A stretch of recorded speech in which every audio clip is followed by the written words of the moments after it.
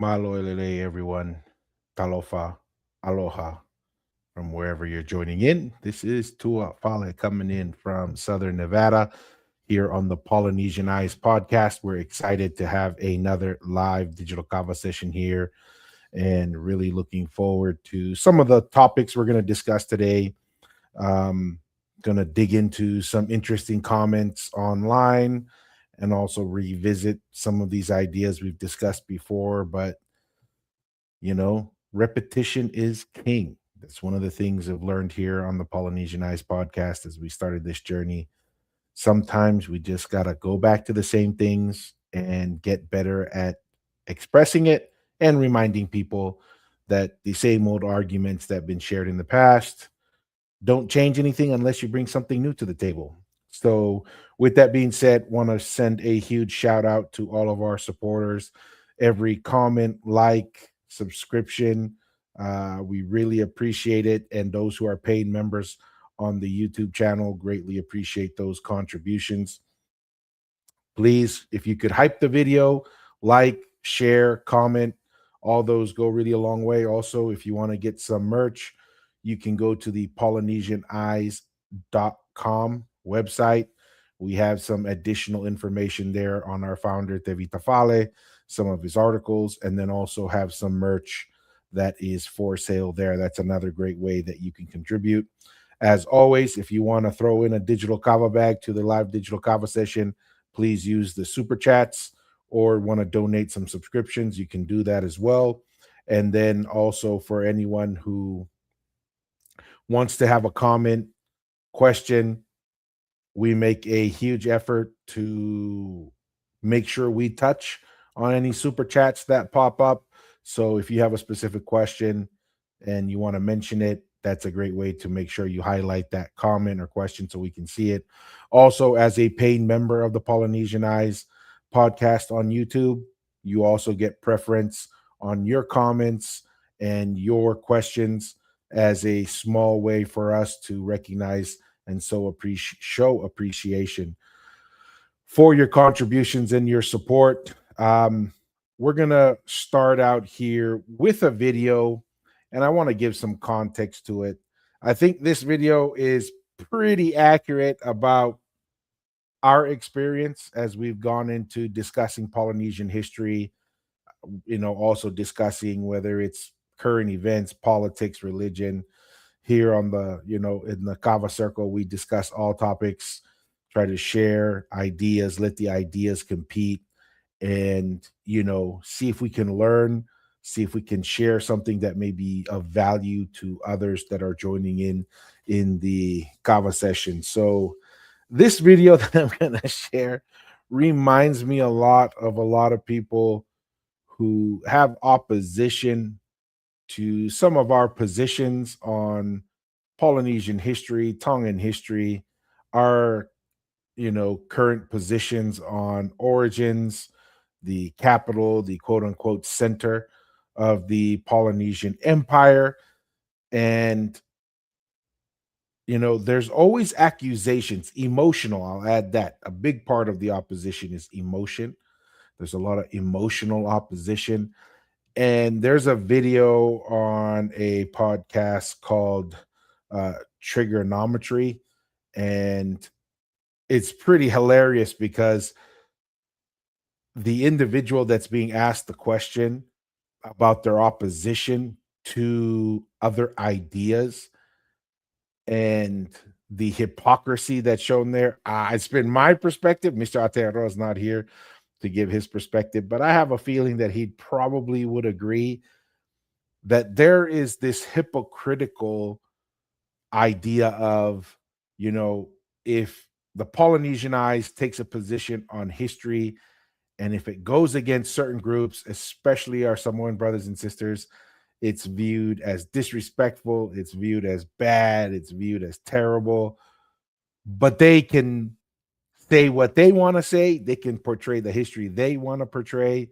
Um, and then that's acceptable. And that's, you can't challenge that.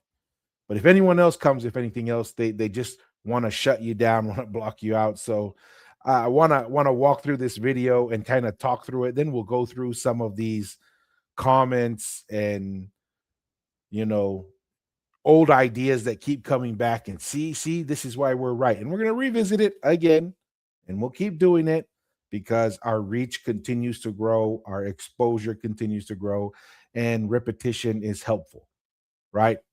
Repeating that information until it gets grinded into, the conversation and people have to address it. We'll keep doing it. So with that being said, I'm going to bring up this video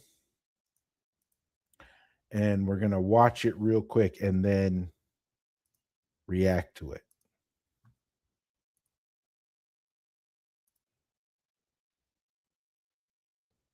And just kind of pay attention to the irony and the hypocrisy of this whole situation. You're criticizing me for platforming someone who you're platforming by agreeing to a debate with them. Thank you. I don't understand what you want me to say. I want you to explain why I'm irresponsible by hosting a debate that you want to be part of. I'm here to make sure that views like this don't go unchallenged. That's great. That's what I believe. Views should be challenged. Yeah. I would like to see a position. But you don't want views to be challenged. You want just have your view and have these people shut up. That's what you want. I really would like these people to shut up, definitely, because they cause so much hate and hurt, and lives lost. Bring it on. What I would really like is for this kind of show to bring on experts like myself, and real people who are involved. You're here. That's why I brought you on. Imagine if we'll just pause it right there, right? That is exactly to a T what's going on in the space when we discuss Polynesian history, right? These people are angry. They say they want to have conversations. They say they want to learn about history. They say they want to talk about these things. But then if you have conversations about it, they attack you for it. They say you're being rude. They say you're being terrible. They say all these things about you and your ideas, and they blame you. But they say, oh, but we want to talk about history. We just want to know what the truth is. But just be quiet and listen to what I tell you. You see, that's what we get. We get this all the time, right? Oh, the Polynesian eyes, they just need to stop this. This is already settled science. This is already a fact. They're just out there to be mean, to be rude. They're just out there to be disrespectful. Really? Well, how about let's talk? And then every time we invite these opposers to talk, all of a sudden, crickets. All of a sudden, excuses. Right? And so that's the whole reason why we have these conversations, right? We want to talk about that history. We want to understand it. They say, oh, we just stop causing division. We're all one people. Let's just unify. Yeah, you know how you get unity? You get unity by having the truth, having reality, right? Having facts. That's how you get unity. If your unity is built off of incorrect history, false history, lies, misconception, that is a very fragile unification, right? You can't have true unification and unity when it's based on a lie, when it's based on inaccurate information. That is destined for failure. That is one of the things that we can learn from the Polynesian Empire, from the Tuitonga Empire, is that it was built on sound principles. And what were those sound principles? It was responsibility. It wasn't rights. I mean, you get rights. There are rights, and that's fair. But you have rights because you accept responsibility. And, there is structure, there is order, there is sacrifice. Like that's how you have unity, right? And yet we have these people who say, oh, we'll have unity if you just be quiet and listen and don't ask any questions. Okay, that sounds like oppression. That doesn't sound like unity. That doesn't sound like you have a strong position or a convincing position or a convincing idea if your most powerful argument is be quiet or I will shame you into being quiet, right? Like that is pretty lame. Let's just rewatch that again, right? What is let's revisit that video just so you can understand the kind of craziness that we're dealing with here, right? Let's bring it back to the beginning just to listen how silly this lady is, and that is the type of opposition we're facing online, which is quite hilarious. I mean, in many ways, it's hilarious. You're criticizing me for platforming someone who you're platforming by agreeing to a debate with them. Thank you. I don't understand what you want me to say. I want you to explain why I'm irresponsible by hosting a debate that you want to be part of. I'm here to make sure that views like this don't go unchallenged.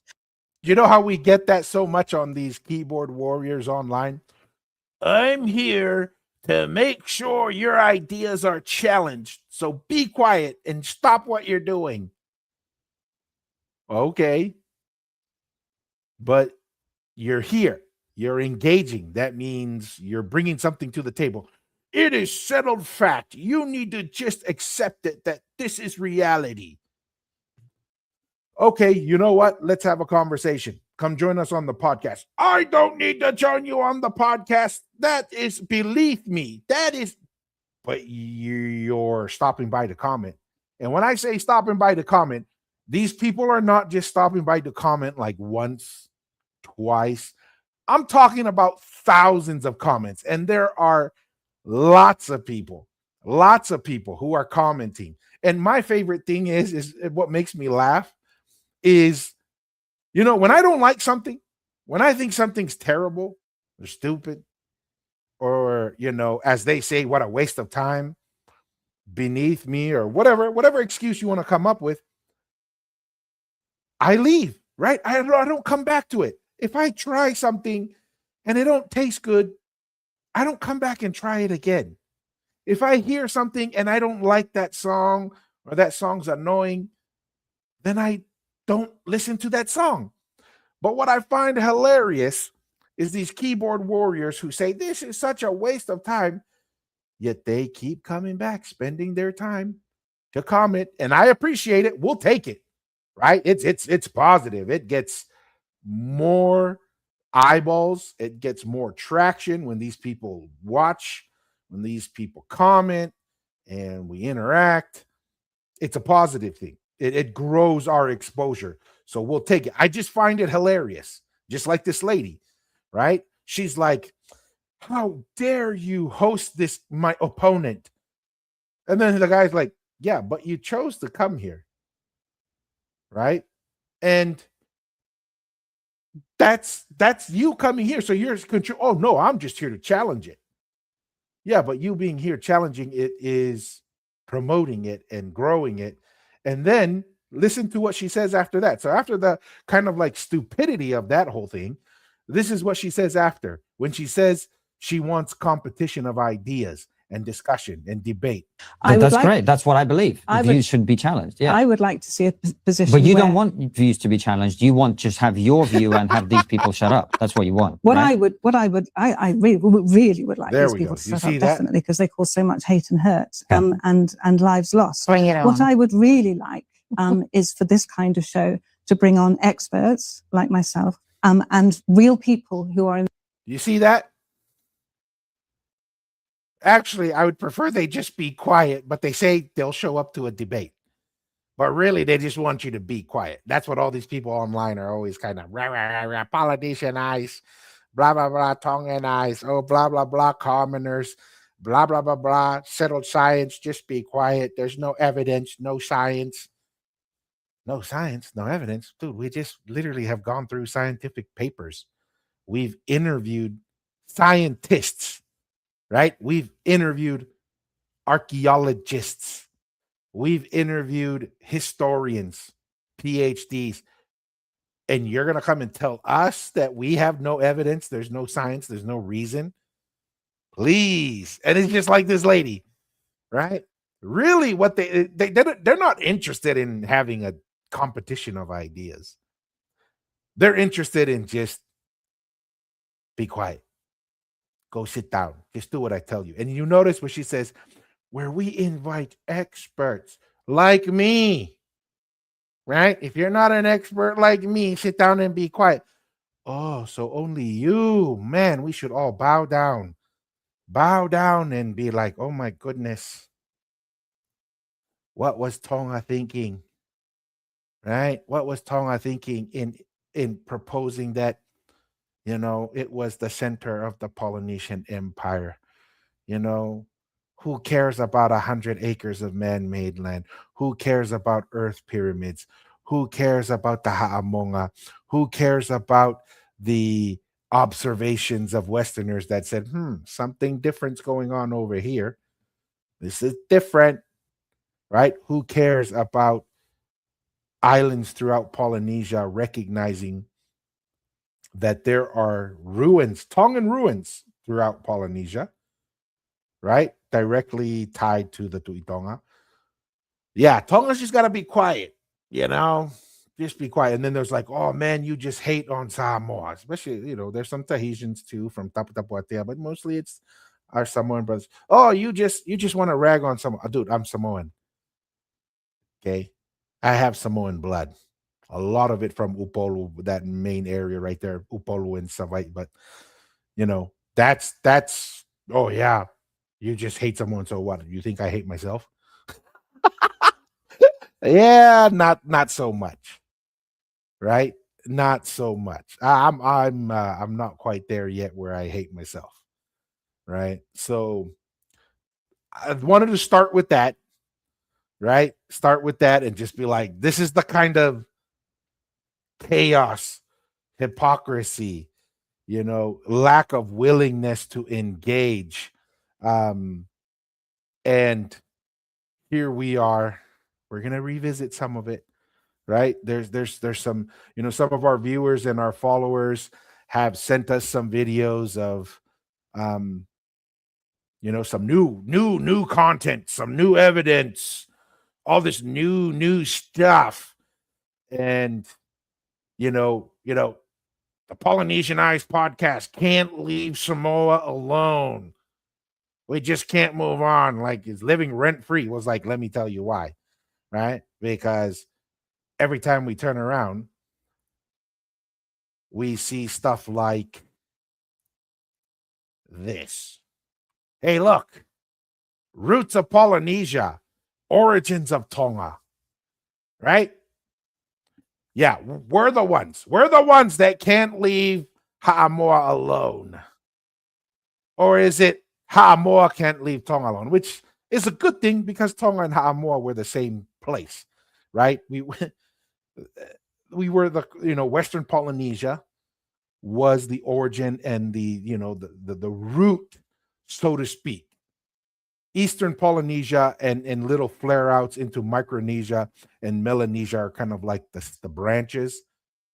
That's the analogy that Maui Tegelangi likes to use. It's a very good analogy. But the root, was in Western Polynesia and especially in Tonga.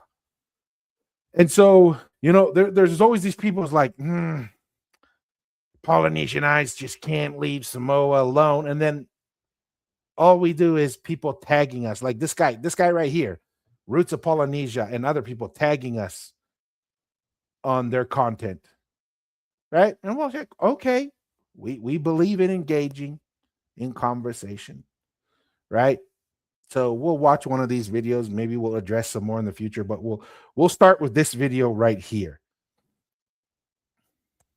The Pacific Islands are connected, and you can see this connection solidified in our oral history and languages, particularly the Samoan language, where each Pacific island is translated to literal directions. Never heard that one before. Samoa translates to sacred center. Oh, sacred center. Never heard Tonga that translates one to south in most Polynesian languages. That's a new one. Then you have Rarotonga, the lower south, and Aui Loa, or New Zealand, the long white cloud. Tokelau, meaning north, The ancient Polynesians were master navigators who had already mapped out the Pacific long before Western sailors. The Pacific Islands. You see that? Groundbreaking. Never heard any of these. Except we've already addressed these like maybe 4 or 5 times. But we'll address it in another way. We'll continue, right? Let's start with particularly the Samoan language.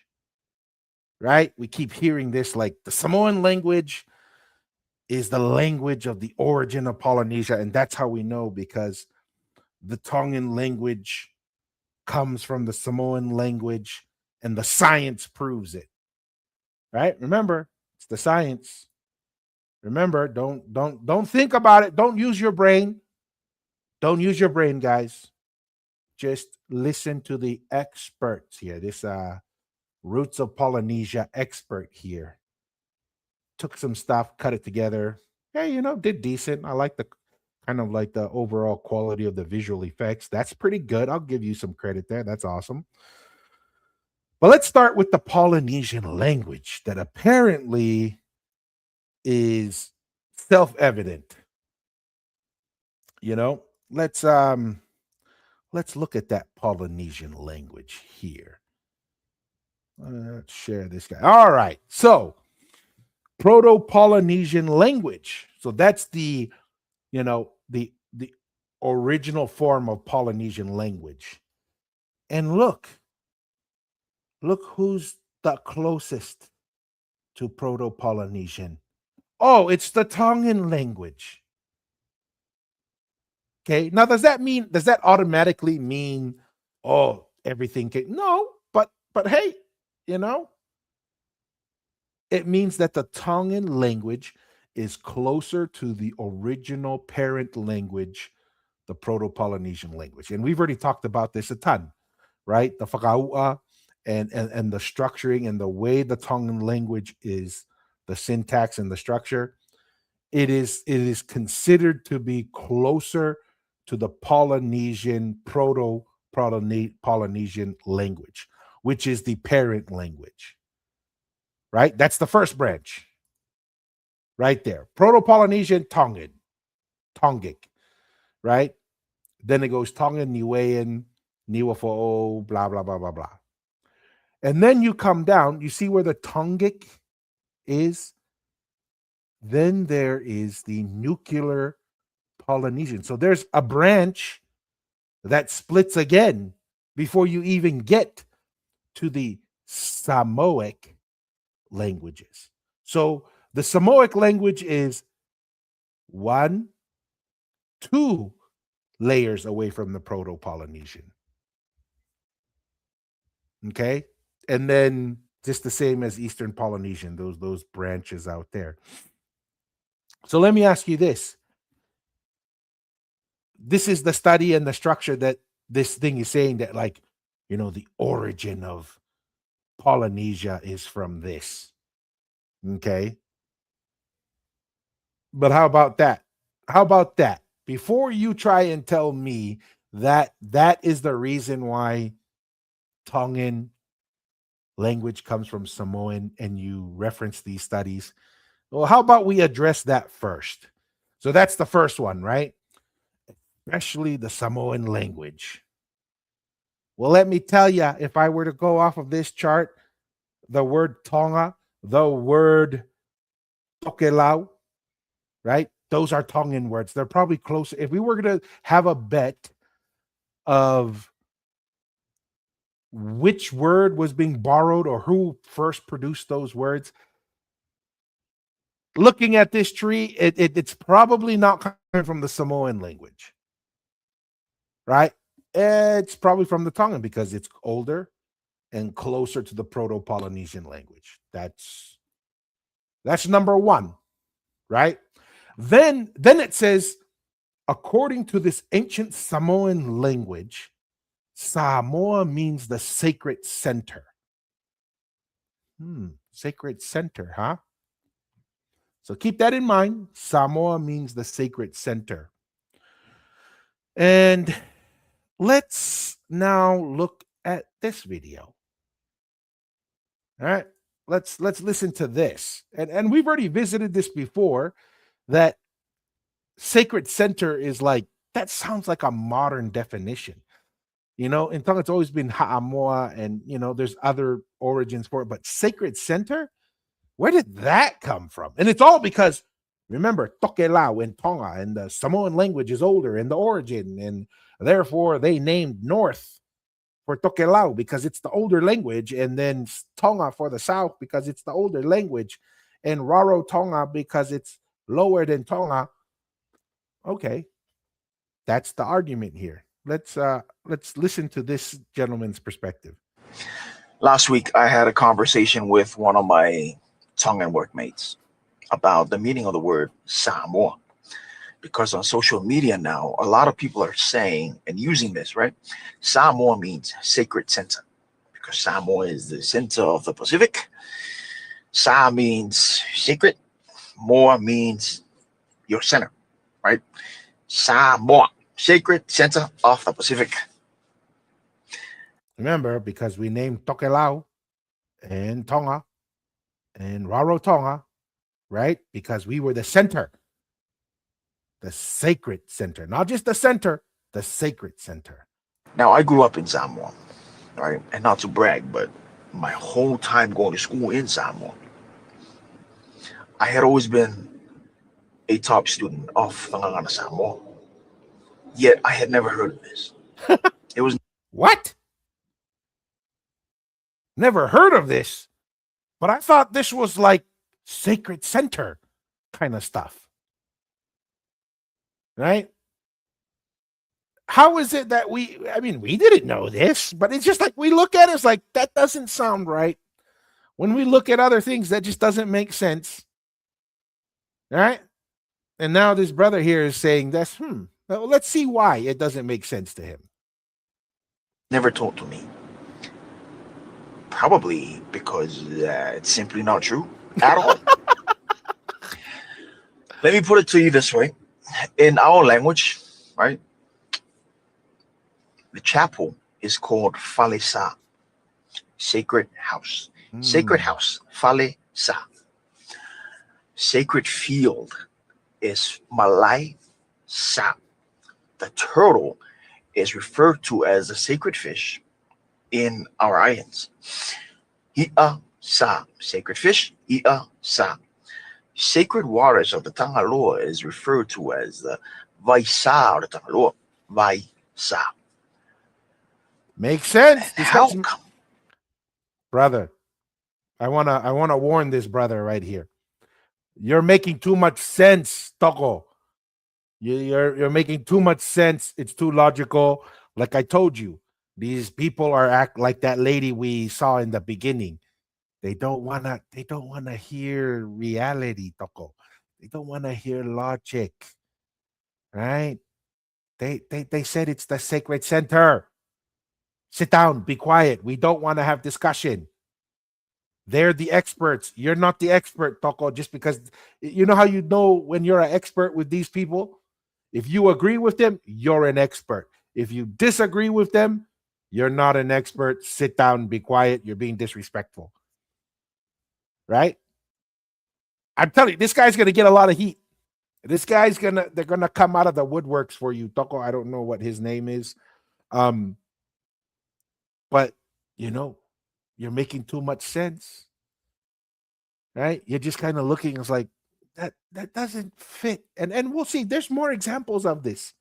Right? It's not just this Toko. We've revealed this pattern many times before. It's just this Toko is just asking questions. His mistake was he just asked a question. What? Samoa Sacred Center? And I can't believe I didn't think of this. I mean, this guy just it's one of those things. When I saw this video, I was like, dude, this makes total sense. Why didn't I think of it before? Right? The grammatically speaking, Samoa Sacred Center doesn't make sense. Why doesn't it make sense? Because it's made up. It's brand new. This is a new definition. This is what happens when you make up your own oral history, right? Like our brothers, sisters in Samoa don't like it, but we're like, dude, there's a reason why there's a court system in Samoa just to address oral history, because there's a tendency, there's a weakness to oral history. We looked at studies that looked at oral history, and they even gave an example on how it's used. And I'll just summarize it real quickly, right? To kind of explain how this Samoa thing could creep into it is a family in order, and this is the example that was used in the study. If a family wishes to lay claim on, let's say, a property or a title or something, but they don't want to have physical conflict, you know what they do? One generation starts to plant a oral tradition. And in that oral tradition, they will plant the oral history that didn't exist, but plant it to say, we have rights to that title, we have rights to that land, we have rights to whatever it is, right? And they're not going to address it in that generation. But if that oral history grabs hold and it lives for 2-3 generations, then the claim will be made. Oh, according to our oral history, 2-3 generations, but at that point, by that point, you could probably say 17 generations. Who's going to go back in time? There was no written records. Who's going to go back? And even with written records, we're still terrible. It's like, I don't want to give the idea that written records all of a sudden solves everything. We live in the digital age where we have so many records, so many things written down, and we still can't agree on stuff. So I'm not saying that written records would have solved anything either. But what I am saying is this is something that is recognized and documented. And then that oral history that was planted 1 or 2 generations ago, now all of a sudden arms the later generations to make a claim. That's what we're talking about. That's how Samoa, as the sacred center, all it takes is a handful of people to, what do they say? Repeat the lie enough, long enough, and loud enough, and you will believe it. Kind of sounds like that might be the case. Sacred center is Samoa and not Moa Sa, because that's really how it should be. Moa Sa, sacred center, not Samoa, right? This poor guy, and I hate it because slaughtered. A lot of the people that use this are, those really prideful, egotistic Samoans that like to use it, to prove that Samoa is better than all the islands of the Pacific. Samoa is the greatest island in the Pacific because that's where all the Pacific came from, because we are the center of the Pacific. We're not even. And he's making us a good point here. If Samoa is the origin and the center, this is not the argument to make. This is not the evidence. This is what I was talking about in the beginning. How can we have unity and be one if the reasoning behind our unity is incorrect? Right? It's false. If Samoa is the center and the origin, this is not the argument to make. But once again, like in the video, we get tagged in it that, the sacred center. This isn't the first time, nor will it be the last time we've heard this argument. And we always said it doesn't make sense, right? We have to really look at this, thanks to this brother, and he's going to get some heat, I think we're going to reach out to him and see if he's willing to join us and talk about some of this, but he's going to get the fury of those who want to be united, those who want to have unity, those who care about the truth. He's going to get slaughtered by those people, unfortunately. The oldest civilization in the Pacific, right? Matter of fact, Lapita findings say that Tonga was inhabited before us. Right? Dude, Carbon dating says that Samoa is older than Tonga, but that doesn't matter, because if Lapita findings say that people landed in Tonga before Samoa, then the Pacific didn't come from us, right? Now that's, poor guy. Stop using it. Good for him. Seriously, stop using it. Learn your language, learn your culture, and stop just believing anything you read on the internet. Okay, because It's stupid. Makes us look stupid. That I don't know, man. I appreciate this guy. He makes too much sense, right? And grammatically speaking, sacred center doesn't make any sense, right? So once that doesn't make any sense, the whole idea of Tokelau because we were the center, Tonga because we were the center, Raro Tonga because it was below Tonga, blah blah blah, all because we were the center. Guys, like you said, find a better argument because that one just ain't happening, right? And I'm going to share this now. Now that we have that there, it's but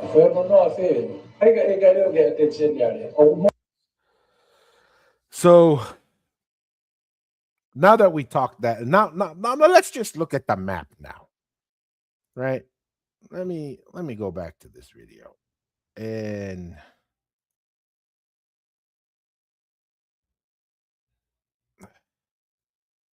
let's rewatch this real quick, right? Let's rewatch this and just look at the map. Look at how the map is structured. Directions. Samoa translates to sacred center. Tonga translates to Look at south directly in south most is Polynesian Tonga. languages. Then you have Rarotonga, the Below lower Tonga. south, Yeah. and Aoi Loa, or New Zealand, the long Aotearoa. white cloud. Tokelau, Tokelau. meaning north. The ancient Polynesians were master See navigators how who that? Okay, now let's go to the map, right? I mean, guys, okay, let's look at this. There is Samoa. There's the Cook Islands. Tokelau, I believe, is right there, right? Now, a lot of Samoans, the majority of the Samoans agree Manua right here is the origin of Samoa, right? So if you go directly south, you're not even going to hit Tonga, especially if you say Manua.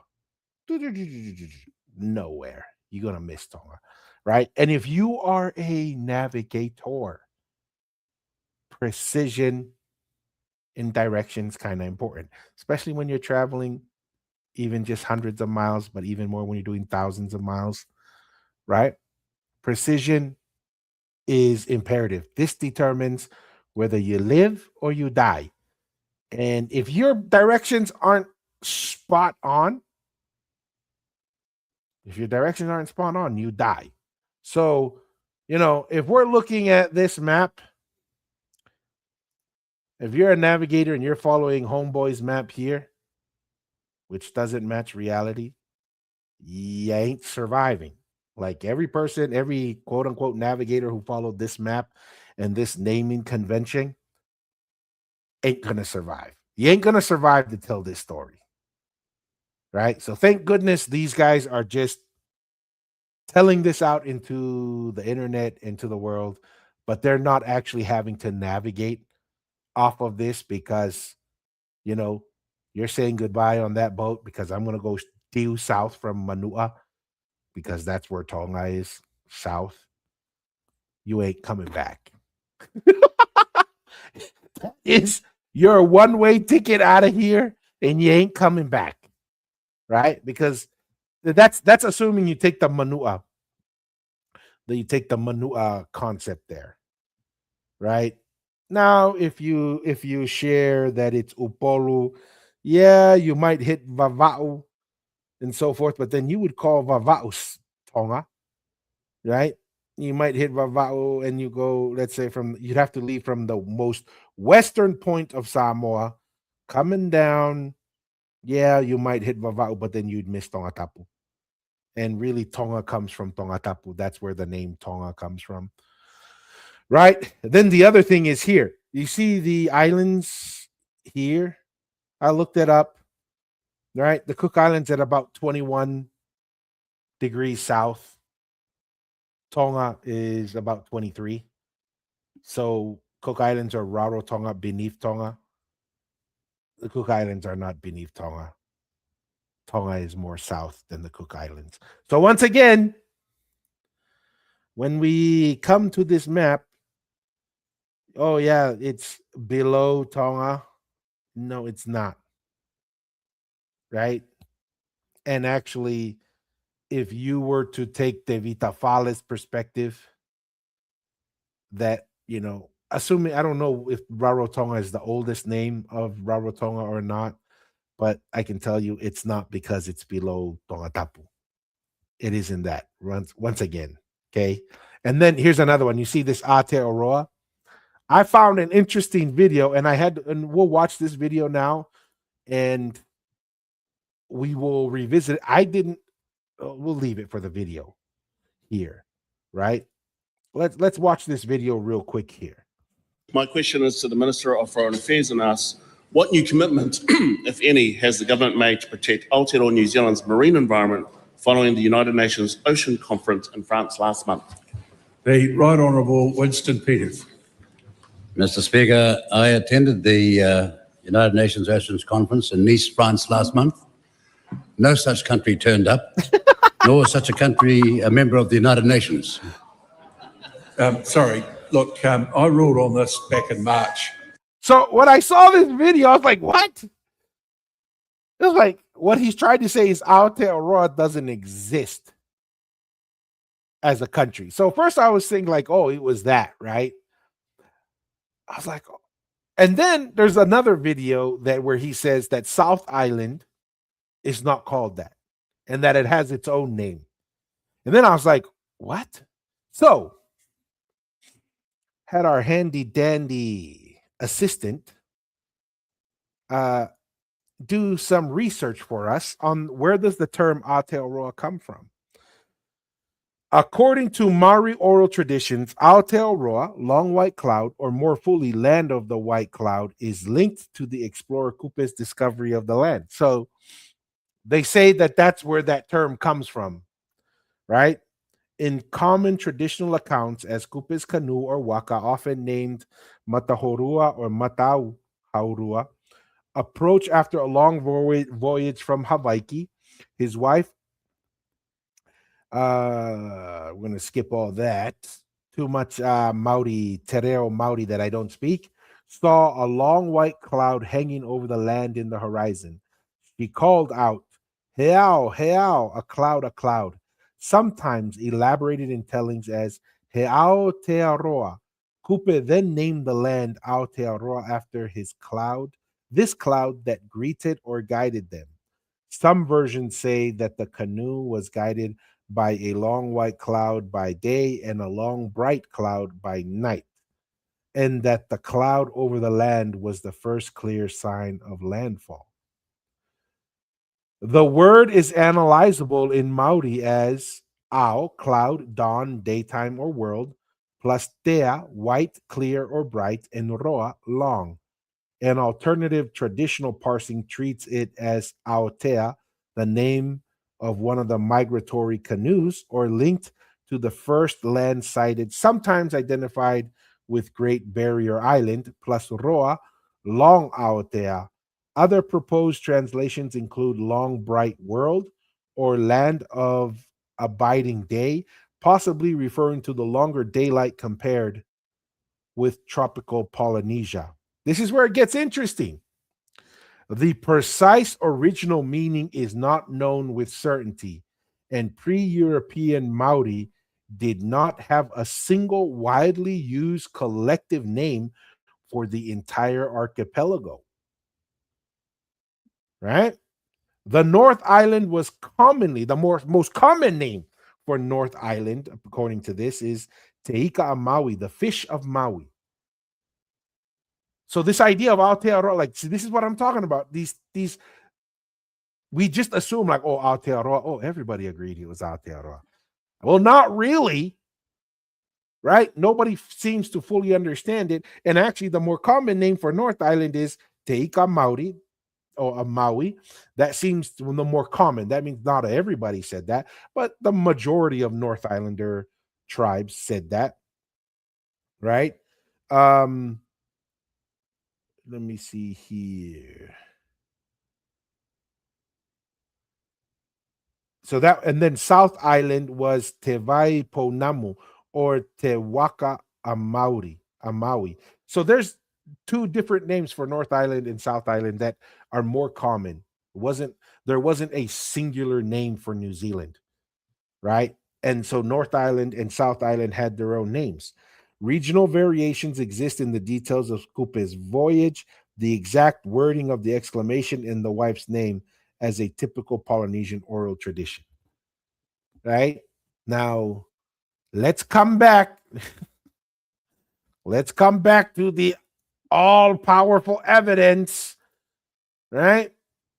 Oh, Aotearoa, apparently,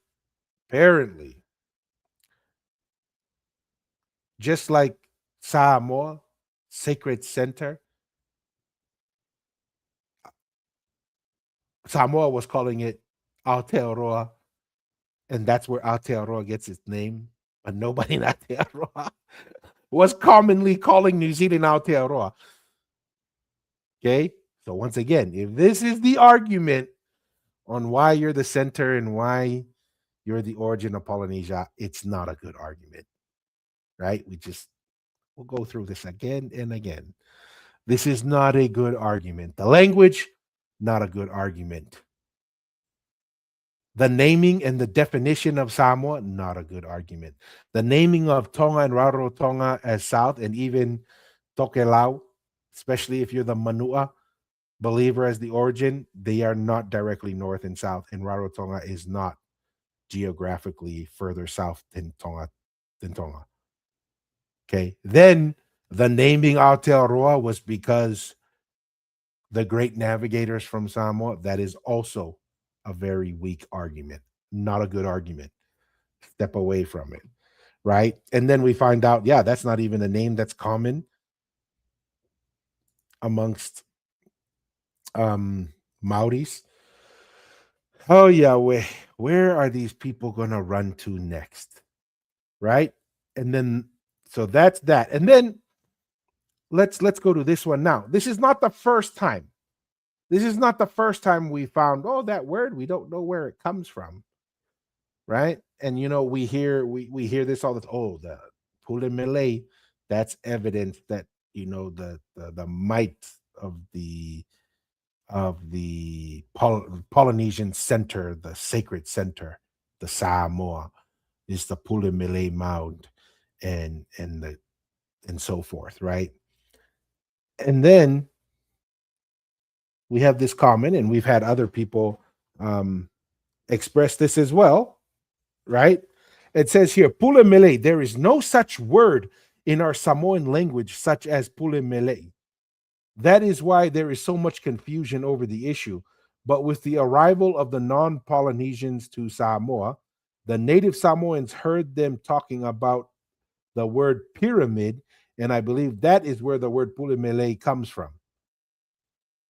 Right? So there's a Pulimele, and we're like, oh, so it's, everyone's like, you know, you have the, just like that gentleman about Samoa, Sacred Center.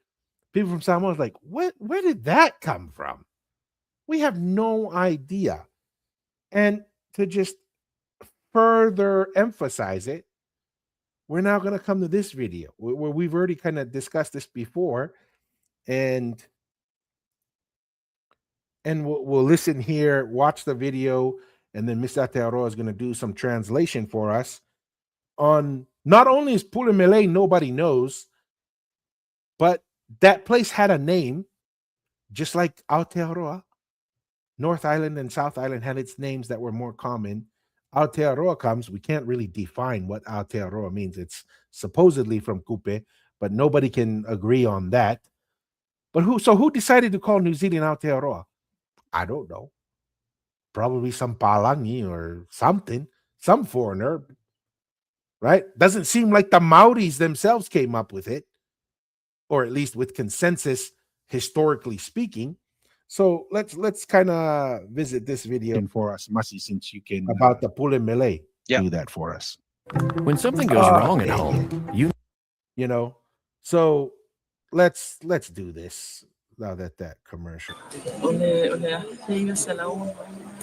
namatoma yini imatofiltre nkamatala lele tsangatsala na mai matu ini mai lele pato ele tini fanu mona ini lele pe phone fanu Let me stop right there so I can just kind of fill in. So this is what she said. She seems like to be a young person that's grown up in this area. She said she Yeah. was brought here. Her She was village is brought right here. there next to it. Yes, she was brought here, and this is what she's saying. She was brought here, and it was known as Tapa Tonga. It's almost like Tonga, kind of like a Tongan gated area, and that's what the Samoans refer. And that's what she referred to it when they were growing up, and what Interesting. her Poor elders told her when Pulimele. they brought her there was this was like a Pa Tonga area, which is like a Tonga, kind of gated Tongan area. Yeah. And then she's saying this Pulimele term. She said this must be new because I never heard of it ever. My growing. Just like Samoa, something new. Who came up with that? Aotearoa. Who came up with that? I don't know. Right? What is that all about? Now, Tevita Fale has, speaking about Aotearoa, Tevita Fale has his own perspective on that, where he says, where it said in that oral history that there was a bright cloud at night, and then there was a cloud during the day that they followed. Tevita Fale, says that in ancient Polynesian, there were constellations that were kind of high markers during certain parts of the year to identify where certain islands were. And one of the Magellan clouds, I can't remember if the large one or the small Magellan cloud, was the one that was kind of associated with New Zealand. And that was, one could make the interpretation that that was the cloud at night that led the ancient navigators to kind of gauge where they were to get close enough to allow visibility to clouds during the day to find the land. And this is where oral history does have some value. On Easter Island, they asked the locals there, how did their ancestors move the Moai? And they said they walked. The Moais walked, and they tried all kinds of different things of pulling, dragging, whatever ideas on moving the Moais. Then they said, you know what? Maybe let's listen to the people. And they stood up the Moais, had two ropes on each side, and then they would wiggle the Moais back and forth. And because their base was curved, literally by moving them back and forth, the Moais walked, they moved, right? So interesting things about oral history. But once again, Pulimele, all the locals in Samoa are like, we never heard that word. That gentleman or lady on the other comment who was saying, dude, that's a brand new word, and thinks that it's from the word pyramid because they heard people talking about pyramids and looking at it. And then you have people who grew up there in the village. Thank goodness this lady is not, on social media. So all the experts and all the people who want unity and who care about the truth, they would be all over this lady and attacking her like they're going to attack our brother that said the things earlier about Samoa. They're going to say, be quiet. We're the experts. And because we disagree with you, lady, you are wrong and you're not an expert. Sit down and be quiet. You will take the Pulimele and you will like the Pulimele. We don't want to hear about the Pa'atonga that you've been told that your village has had oral history for generations. You be quiet because we don't like your story because it doesn't fit the Pulimele. Your version of the Pulimele, which is a made-up word, doesn't fit our perception of Samoa as the sacred center. Another made-up word is what it sounds like. Right? Interesting. Yeah. This is the thing we're talking about. You have these academics and this new, it's like when people try to rewrite the history of America, they create new terms, they create new things, and they're trying to make a name for themselves and they change it. Like, she's like, I've never heard of this term. And yet that's in her village. Yeah. Oh, and that's the new term that's being shared with everyone Everyone. outside of the village, right? Yeah. So everyone thinks that that's the proper term. And then, like what she's saying, and then she's hearing this pule mele. She's like, then she's kind of she's rubbing her chin. She's like, Yeah, she's like, this is a new term I've heard. It must be new because I've never heard of it. I've always heard of yeah, the patonga, you know? exactly. It's just like there was another video that was put online, and this is why I thought that we needed to kind of walk through some of this social media, because this is being pushed online. Pule mele, pule mele. Well, that's one side of the story. The other side of the story, local oral history, is this is a patonga. This is a Tongan settlement. Yeah. Right. Yeah. And I think she says later on that, and we'll play it a little bit more, but I think she, if I remember correctly, she mentions Tuitonga in there. But we'll play it a little bit. But this is the kind of stuff we're talking about, right? You have these academics. let's play the other video real quick, Masi. Okay, it's going to let's go be a for it. rerun, but it's a short one.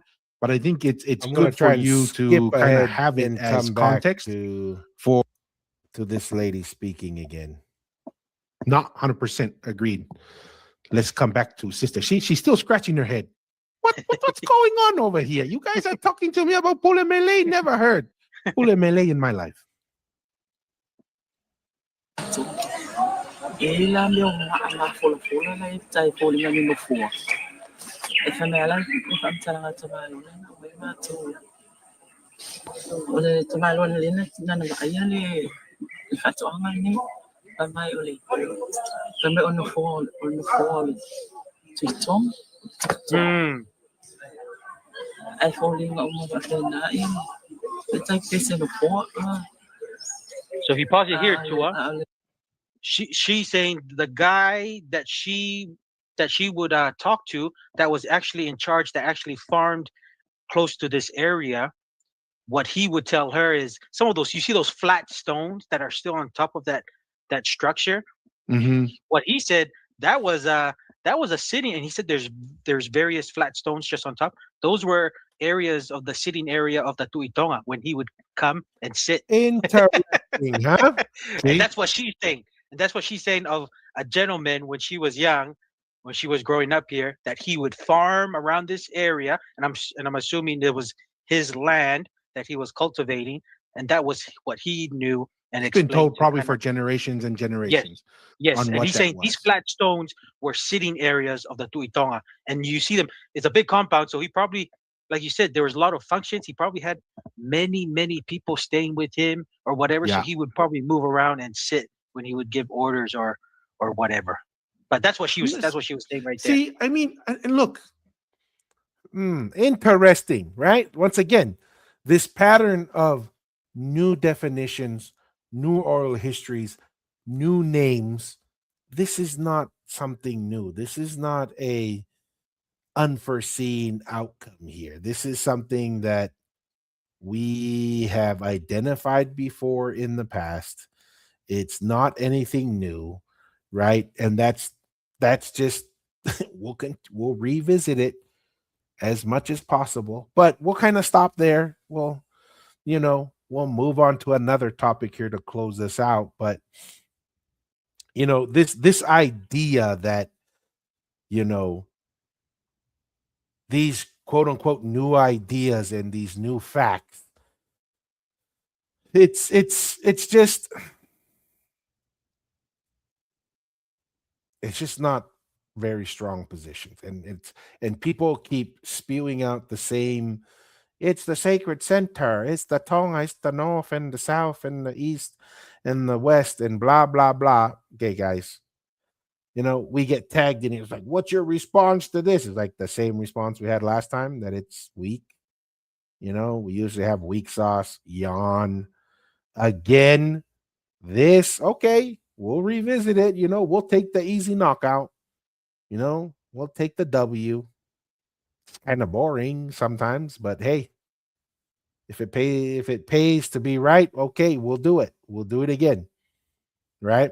So that's something that's we'll move on from that. But really, the closing thought there for that is this concept of the Polynesian language and Samoan as a language being the origin as evidence doesn't have a lot of meat behind it. The definition of Samoa doesn't have any real beef behind it. The directional names of Tonga and Samoa as evidence doesn't have any beef behind it. And this is nothing new, right? The naming of Aotearoa and having a Samoan name for that doesn't have anything behind it because even the Maoris didn't have conclusive unification on the term Aotearoa.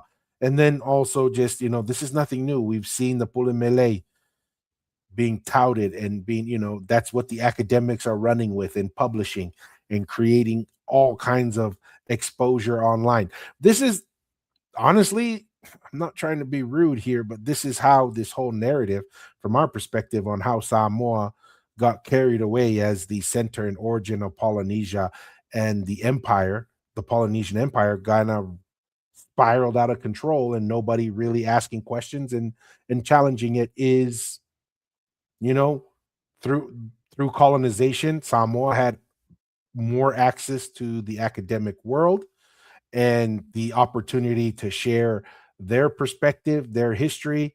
When I say their, it's our history. It's just that version. I mean, I'm not trying Samoa, Tonga, same people, same civilization, same culture.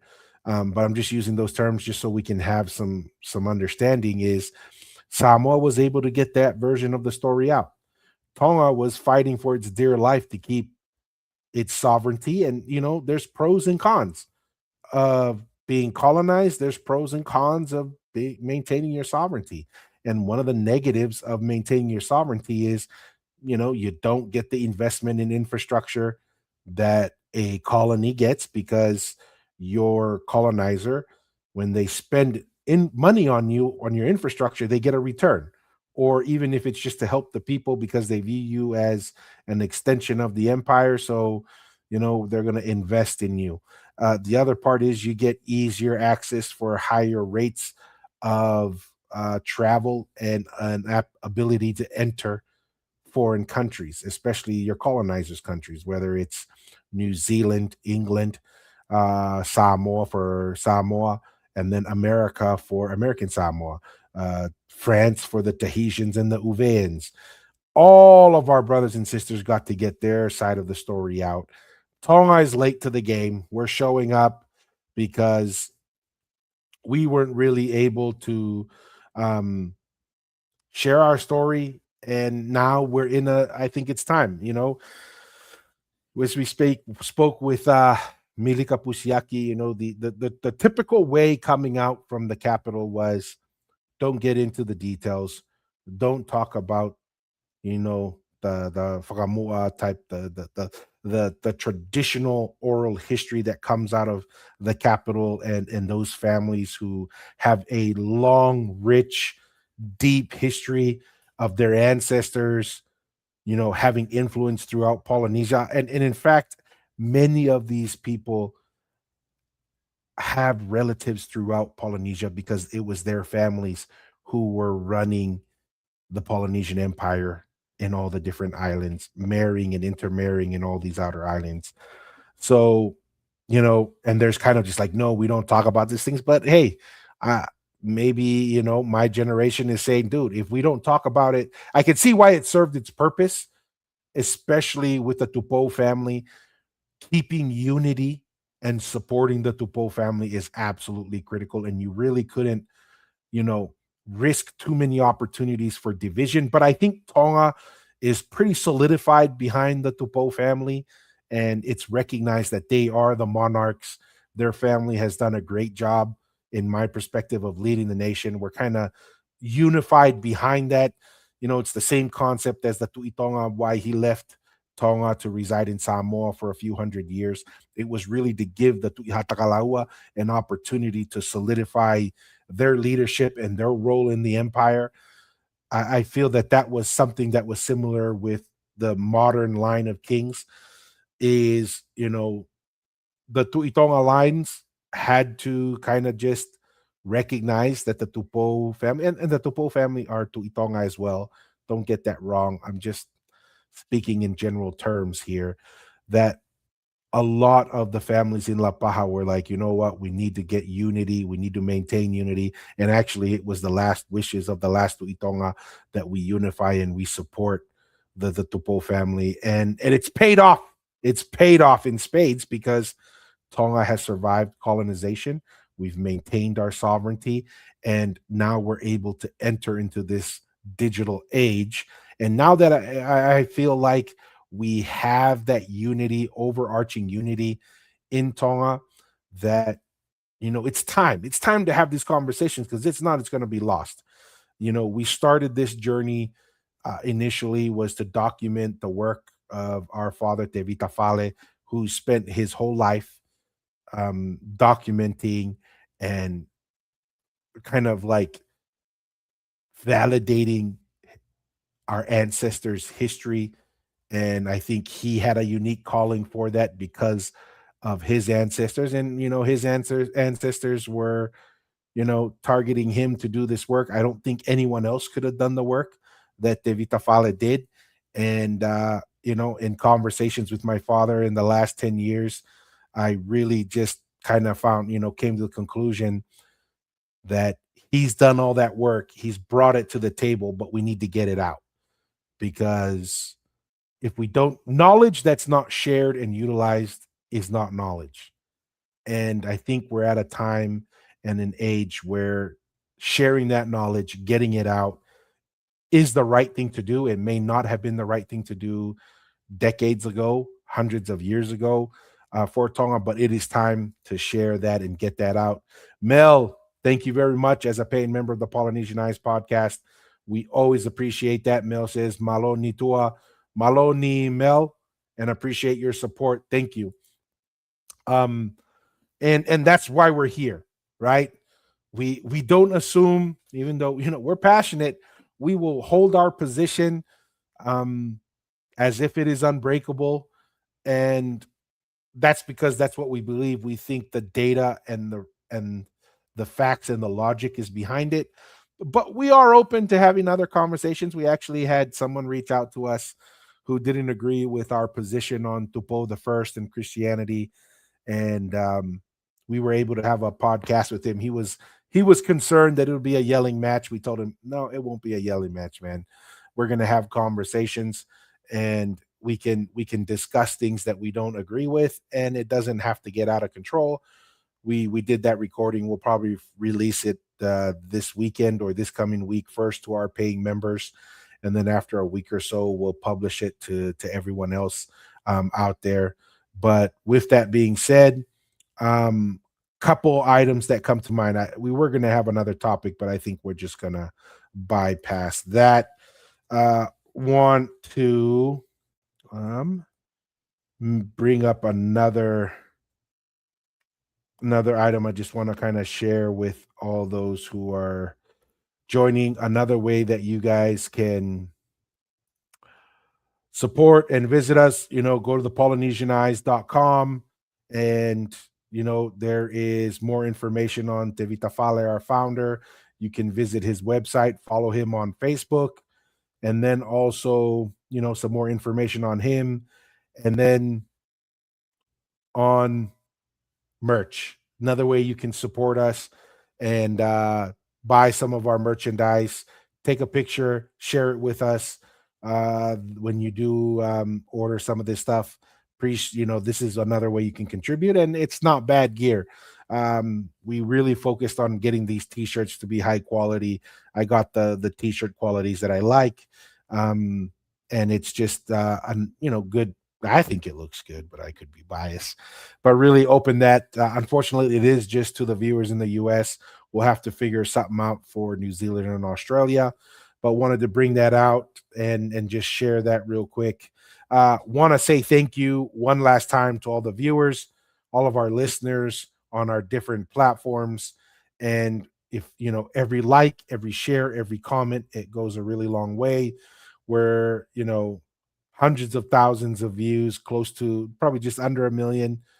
And then on some months, we break the 1 million views a month on all of our various platforms. Appreciate all our viewers and listeners who reach out to us and share with us information, videos, articles, and links that they say is something that they think would be relevant to the show. We really appreciate it. I mean, even like Mel's shared some of her research. I think we've had 1 or 2 episodes on her work on Tokelau.